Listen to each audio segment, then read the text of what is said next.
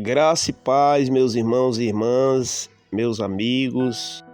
Fazia um bom tempo que eu não fazia nenhuma devocional, alguns meses, e nós estamos retornando com essas devocionais. E hoje eu gostaria de deixar para meditação 2 Crônicas, capítulo 7, e versículo 14, que diz: "E se o meu povo, que se chama pelo meu nome, se humilhar e orar e buscar a minha face e se converter dos seus maus caminhos, então eu ouvirei dos céus, perdoarei os seus pecados e sararei a sua terra."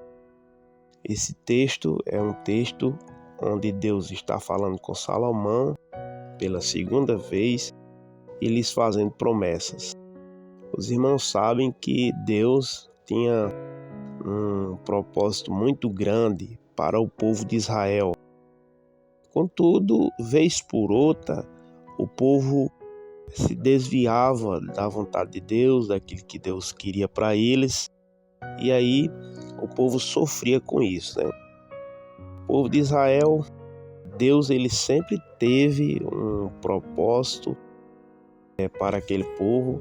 Deus sempre teve propósito de fazer eles prosperarem, crescerem, a nação se desenvolver, como aconteceu, mas algumas vezes Israel deixou a vontade de Deus para adorar outros deuses, como os deuses de Baal, deixou a vontade de Deus para se unir a nações pagãs, como os sírios, como o Egito, mesmo Deus tendo tirado eles de lá.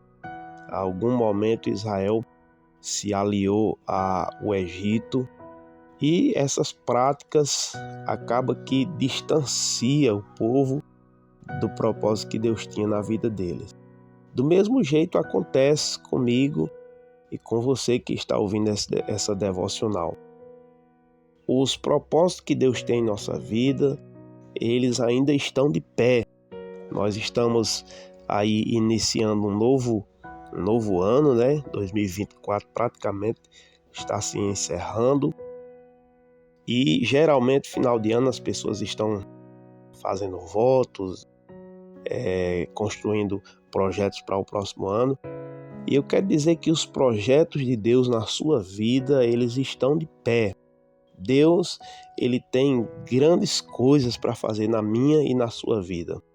O que a gente precisa fazer é se voltar para a vontade de Deus. E no momento que a gente se volta para aquilo que Deus tem e Deus quer na nossa vida, as coisas começam a dar certo. Era assim que acontecia com Israel. Israel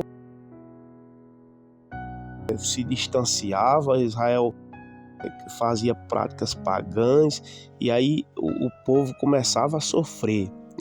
Às vezes a gente sofre, a gente passa por dificuldade, a gente passa por um monte de coisas ruins.